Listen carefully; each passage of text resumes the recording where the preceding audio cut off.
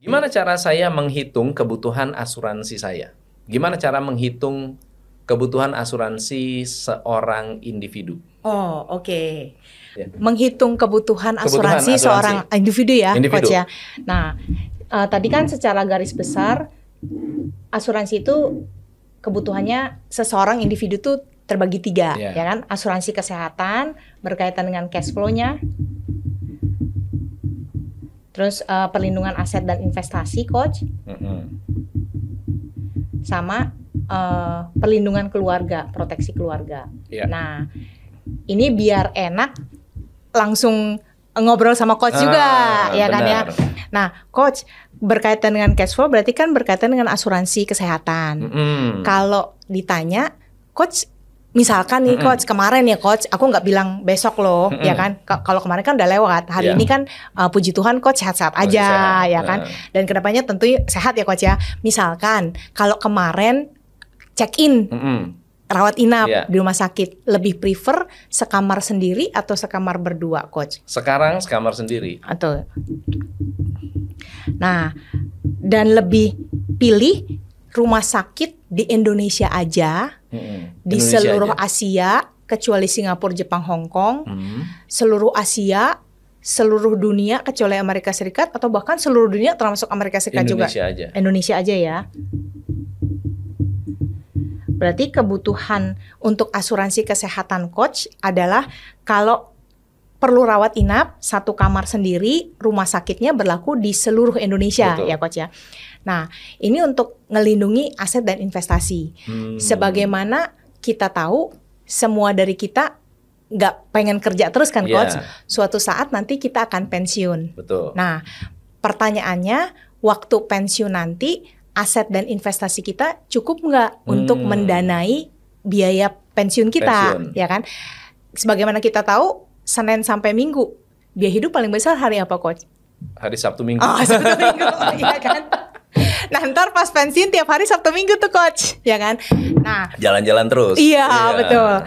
Holiday terus ya, Coach ya. Nah, dalam satu masa tersebut ada satu resiko bahwa saat pensiun ada resiko kehidupan, namanya onderdil di badan kita kan mulai nggak sesehat waktu muda ya, Coach ya. Betul. Nah, jadi mulai menyiapkan namanya critical illness. Nah, pernah nggak Coach dengar orang lagi tidur tiba-tiba sakit, meninggal, ya kan? Orang lagi nonton TV tiba-tiba meninggal. Atau sakit dulu, habisin uang banyak, baru habis itu dia meninggal. Lebih sering dengar yang pertama atau yang kedua, Coach? Yang kedua. Berarti lebih banyak menghabiskan aset dan investasi untuk saat sakit, terjadi resiko untuk pengobatan kan ya, Coach? Betul. Nah, kalau temen atau saudara dengar-dengar aja, Coach, terkena resiko katakan jantung, stroke, cancer, gagal ginjal, kira-kira biayanya Coach dengar habis berapa, Coach? 100-200 juta. 200 juta ya. Nah, kalau untuk Coach sendiri, kalau perlu medical kan tadi di Indonesia aja, berarti sekitar 200 juta, oke ya Coach ya. Nah, 200 juta ini bisa dipakai untuk kalau sampai terkena resiko sakit kritis, kanker, jantung, stroke, medicalnya kan udah di cover sama asuransi nih, Coach. Nah, 200 jutanya ini turun untuk biaya hidup karena selama sakit kan nggak bisa bekerja, Coach. Untuk selama dia nggak kerja, biaya hidupnya kan jalan terus, bahkan nambah. Nah, ini nilai tunai lamsam yang dibayarkan oleh perusahaan asuransi kalau terkena resiko sakit kritis, jantung, stroke, cancer, gagal ginjal. Nah, saat seseorang terkena sakit kritis, Coach, dia itu butuh 5 tahun pengganti income sebenarnya, Coach. Kenapa? Karena dalam kondisi seperti itu, dia nggak bisa kerja maksimal. Bahkan biaya hidupnya jalan terus. Nah, katakan satu keluarga, Coach, biaya hidupnya katakan ya 20 juta. Berarti kan income-nya lebih besar dari itu kan, Coach. Ya. Dia butuh 5 tahun pengganti income. Kalau keluarga tersebut biaya hidupnya 20 juta, income-nya 30 juta, berarti kan setahun 360 juta income-nya. Dikali 5 tahun. Dikali 5 tahun. Ya kan? Nah, ini 1,8 M ya. Jadi kurang lebih untuk perlindungan aset dan investasinya orang tersebut, pribadi tersebut butuh yang 2 miliar nilainya. Karena kalau sampai terjadi resiko, fokusnya penyembuhan aja, Coach. Medical, ya kan? Satu lagi, orang itu kepikiran untuk melindungi keluarganya. Nah, kalau tadi biaya hidupnya sebulan 20 juta, berarti kan setahun 240 juta, Coach. Ya. Nah, kita kalikan 20. Kenapa? Karena kalau sampai seseorang yang punya biaya hidup 20 juta keluarganya, sampai terjadi resiko dengan si kepala keluarga, uang ini akan turun ya 4,8 miliar, ekuivalen sekitar 5 miliar untuk menggantikan peran pencari nafkah. Karena si istri tinggal bawa 5 miliar ini ke instrumen investasi yang menghasilkan return 5% per tahun, Coach. Ya kan? Jadi 5 miliar dibawa ke reksadana atau ke deposito yang pasti-pasti aja, Coach, ya kan? Setiap bulan akan menghasilkan 20 juta per bulan. Sehingga standar hidup keluarga tersebut nggak turun. Nah, walaupun 20 juta hari ini dengan 20 juta nanti 20 tahun lagi inflasi udah berbeda ya. Ya, udah berbeda. Nah, di sini ibaratnya paling enggak di tahap awal sekarangnya, presentnya dia nggak perlu pusing untuk biaya hidup sekarang. Masih punya ketenangan untuk memikirkan ke depannya, Coach. Dan untuk nominal ini nggak boleh aset yang aktif, Coach.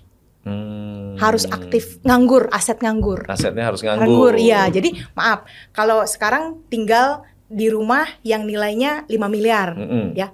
Kalau rumah pertama yang ditinggali, kalau sampai terjadi resiko dengan si kepala keluarga, 5 miliarnya itu kan harus dijual.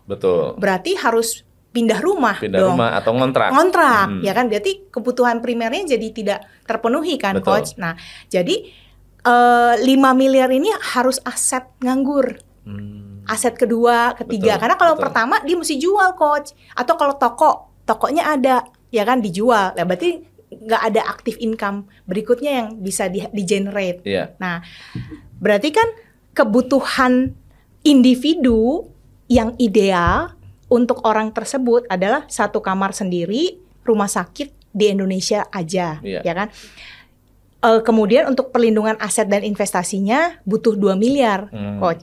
Dan untuk perlindungan keluarganya 5 miliar. Nah, ini yang dialokasikan, dikalkulasikan ke dalam premi kebutuhan keuangan. Nah, memang nominalnya tergantung usia sama riwayat kesehatan.